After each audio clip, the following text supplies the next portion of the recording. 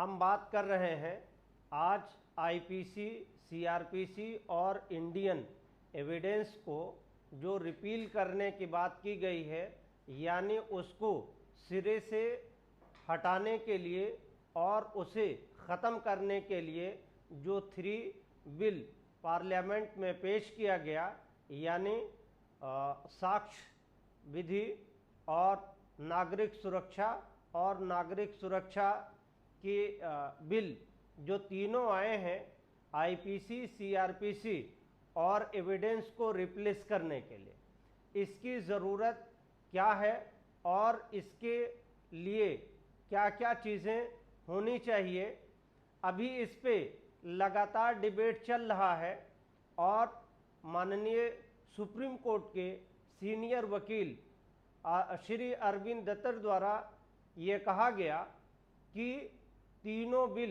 लाने की कोई आवश्यकता नहीं थी, बल्कि उन्होंने इस पे एक बड़ा लंबा चौड़ा सजेशन भी दिया और यकीनन वो सजेशन बहुत अच्छा है। हम भी उस सजेशन के कायल हैं, यानी उनके सजेशन से हम एग्री करते हैं। उन्होंने कहा कि जो भी केस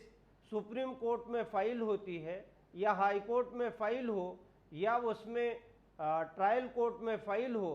काफ़ी दिनों तक उसमें नंबर नहीं आता और सुप्रीम कोर्ट में तो जो फ्रेश केस की फाइलिंग होती है वो 1 महीने के आसपास में लगती है और अगर डेट स्लिप कर गई तो 1.5 से 2 महीने तक की भी डेट उसमें लग जाती है। अब ज़रूरत इस बात की है कि इसे रिप्लेस करना ही क्या ज़रूरी था। तमाम तरह की सरकारें बनी और गवर्नमेंट बनी, उसमें अमेंडमेंट पेश किया और नए सेक्शन को रिड्यूस और नए सेक्शन को ऐड किए और बहुत ऐसे सेक्शन थे जिनको रिप्लेस किया। अमित शाह जी का एक स्टेटमेंट इंटरव्यू के थ्रू और गालिबन पार्लियामेंट में भी उन्होंने ये बात कही कि ये तीनों एक्ट इसलिए हटाए जा रहे हैं कि इसको ब्रिटिश रूल के तहत या रूलर के तहत बनाया गया था। अब जानना ये है कि जब ये स्मूथली चल रहा है, यानी इस पे बहुत सारे रिसर्च हो चुके हैं और 70-75 सालों तक इस पे एकदम कोर्ट के एक एक सेक्शन उस पे कांटे की और सांचे की तरह डिफाइन किए जा चुके हैं, तो अगर भारत सरकार को और माननीय अमित शाह जी को ऐसा कुछ लग रहा था कि इस एक्ट में कुछ चीज़ें गलत हैं या कुछ चीज़ों को वक्त के हिसाब से बदलने की ज़रूरत है, तो मेरे हिसाब से और मेरे सजेशन के हिसाब से उसमें किसी सेक्शन को वो अमेंड कर सकते थे, किसी सेक्शन को वो ऐड कर सकते थे या किसी चैप्टर को नए सिरे से उसमें ऐड किया जा सकता था और किसी चैप्टर को जिसे वो चाहते कि ये आउटडेटेड हो गया है टाइम के साथ, तो उसको हटा सकते थे। अब प्रधानमंत्री जी का जो इंटरनेशनल लॉयर कॉन्फ्रेंस 2023 यानी 23, 24, 25 में जो चल रहा है, इसी महीने में जो चल रहा है, उसमें माननीय प्रधानमंत्री जी ने ये कहा कि ला की जो ज़बान होनी चाहिए या ला की जो लैंग्वेज हो वो बहुत सिंपल होना चाहिए और वो कॉमन मैन के समझ में आना चाहिए और कॉमन मैन ये समझे कि ये कानून उसी का है और उसी के लिए बनाया गया। अब मेरा भारतीय सरकार से या भारत संघ से या लॉ मिनिस्टर से मेरा ये सवाल है कि क्या जो आईपीसी, सीआरपीसी और एविडेंस को रिपील कर करके जो सुरक्षा बिल लाया गया है या साक्ष्य बिल लाया गया है, क्या ये एक्ट बहुत सिंप्लीसाइड है या आम जबान परिभाषा में है? जितना पढ़ने से ये लगा अभी भी ऐसे ही जटिल है जिस तरीके से आईपीसी और सीआरपीसी है। तो सिर्फ लेक्चर में और भाषण में ये बात कह देना कि ज़बान जो है या लॉ की लैंग्वेज जो है बहुत सिंपल होना चाहिए, कॉमन होना चाहिए। ये तो जो तीनों बिल लाया गया रिप्लेस करने के लिए और नए लॉ को जो इंट्रोड्यूस किया गया है, ये तो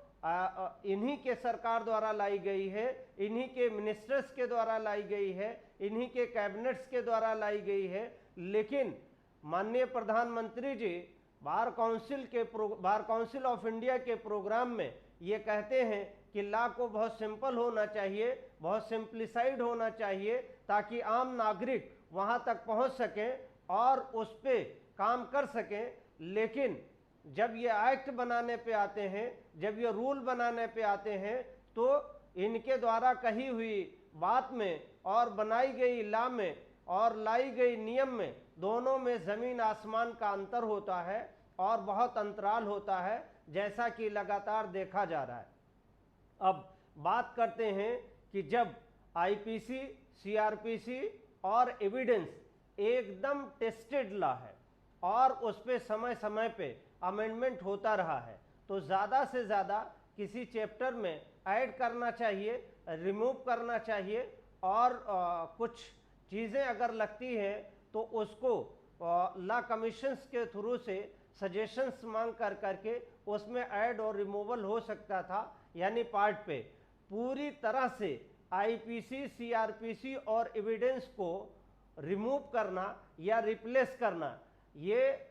अच्छा नहीं है और ये बिल्कुल सरासर गलत है। और जो नए लॉ लाए जा रहे हैं, एक तो नए सिरे से उसको पढ़ना पड़ेगा और हर लॉ पे अलग अलग उसको टेस्ट करना पड़ेगा, हर सेक्शन को अलग अलग तरीके से समझना पड़ेगा, उस पे एक बड़ा अमाउंट भारत सरकार को भी खर्च करना पड़ेगा और तमाम तरह की किताबों को रिप्लेस करना पड़ेगा। तमाम गवर्नमेंट और प्राइवेट लाइब्रेरीज से तमाम किताबों को खरीदना पड़ेगा। यानी भारत सरकार खुद एक ऐसी व्यवस्था लाती है और लाना चाहती है जिससे पब्लिक की मनी पे असर पड़े और फाइनेंशियल इंस्टीट्यूशन पे असर पड़े। तो धीरे धीरे जो ये पैसे लगेंगे और जो पैसे की रिकवरी होगी और इसके जो एक्सपेंसेस होंगे इस लॉ के इम्प्लीमेंटेशन पे और इसकी ट्रायल पे और इसकी ट्रेनिंग पे जो खर्चा होगा, ये कोई बीजेपी की सरकार अपने पास से नहीं देगी। ये जनता के द्वारा लिए गए टैक्स के पैसे को एक हिसाब से फूकना है और उनके पैसे को एकदम खाक में उड़ाना है। जब चाहते हैं तो जिस हिसाब से चाहते हैं ये सिटीज़ के नाम बदल देते हैं, शहरों के नाम बदल देते हैं और स्थानों के नाम बदल देते हैं। यानी आइडेंटिटी को, जो पहली आइडेंटिटी चली जा रही है या चली आ रही है, कॉलेज और यूनिवर्सिटीज़ के भी नाम बदल दिए जाते हैं, डिस्ट्रिक्ट्स के भी नाम बदल दिए जाते हैं। तो जो आइडेंटिटी है पहले से, वो आइडेंटिटी समय के साथ जब बाद में वही लोग पुराने नए लोग जब वही पुराने होते हैं और जब नई जनरेशन आती है तो उसके बारे में पढ़ना समझना उसके लिए मुश्किल हो जाता है। मेरे हिसाब से तो एक सलाह है कि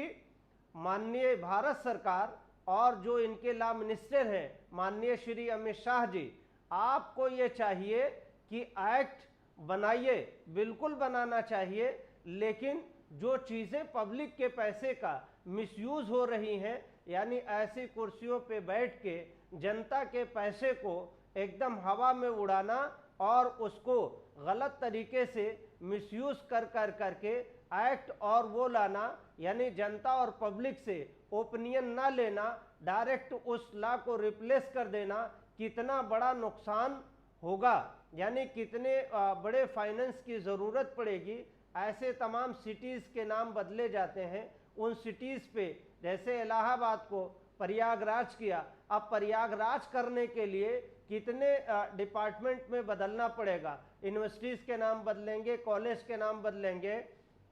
यूनिवर्सिटी कॉलेज जहाँ पे रजिस्टर्ड होगी वहाँ जा कर के रिकॉर्ड बदलने पड़ेंगे, जो फॉर्मेट सॉफ्टवेयर होंगे उस पर बदलने पड़ेंगे, यानी शुरू से लेकर के इंड तक तमाम बदलना पड़ेगा। फैज़ाबाद को अयोध्या किया, उस पर भी तमाम बदलाव की ज़रूरत पड़ेगी, यानी ज़मीन से लेकर के कोर्ट रूम तक के सारे प्रोसेस को बदलना पड़ता है, तो बदलाव की ज़रूरत तो हो सकती है, लेकिन किसी सेक्शन में, किसी चैप्टर में होनी चाहिए, ना कि टोटली उसको रिपील कर दिया जाए, टोटली उसको ओमिट कर दिया जाए, टोटली उसे ख़त्म कर दिया जाए। इसमें सिर्फ अमेंडमेंट होना चाहिए या किसी एक आध सेक्शन को या चैप्टर को ऐड करना चाहिए या उस चैप्टर को ख़त्म करना चाहिए। यानी प्रधानमंत्री जी जो बात कहते हैं वो करते नहीं हैं, ये जुमले के सिवा इनकी बातों में और कुछ नहीं है। यानी इंटरनेशनल लॉयर कॉन्फ्रेंस का इनॉग्रेशन तो किया उन्होंने, और अभी तक हापुड़ के मामले से लेकर के पूरे उत्तर प्रदेश में तमाम अधिवक्ता एडवोकेट प्रोटेक्शन एक्ट लाने का डिमांड कर रहे थे, और जो निहत्थे पुलिस वालों, निहत्थे अधिवक्ताओं पे पुलिस ने लाठीचार्ज किया था, उस पे कार्रवाई का डिमांड कर रहे थे। सिर्फ एक ट्रांसफर के अलावा अभी तक सरकार ने कुछ नहीं किया, जबकि उत्तर प्रदेश में भी बीजेपी की सरकार है, सेंट्रल में बीजेपी की सरकार है। तो कुल मिलाकर के सिर्फ जबान से कही जा रही है और उसका इम्प्लीमेंटेशन ग्राउंड पे नहीं है। तीनों एक्ट का बदलना ऐसे एकदम गलत है, और तीनों एक्ट के बदलने पे जो खर्चा हो रहा है वो पब्लिक के ऊपर बोझ अतिरिक्त बढ़ाया जाता है। मेरा सुझाव ये है कि आईपीसी सीआरपीसी को एज इट इज चलने देना चाहिए, और किसी सेक्शन या चैप्टर में ऐड करने की और कुछ हटाने की ज़रूरत हो तो यही करना चाहिए। बाकी जैसे एज इट इज चल रहा है वैसे चलने देना चाहिए, और अगर कहीं पे इनको नए सिटीज़ और ये बनाने हैं और तो बजाय नाम के हटाने घटाने के उसी तरह का नया शहर, नई सिटी और नया कॉलेज और नई यूनिवर्सिटी बनाएं, ना कि नामों के चेंजिंग पे भरोसा करें और दूसरे के किए हुए नाम पे अपना नेम प्लेट लगा करके अपनी तरक्की और वाहवाही करना मेरे हिसाब से आवाम और जनता के साथ धोखा करना है, और इसके अतिरिक्त कुछ नहीं है।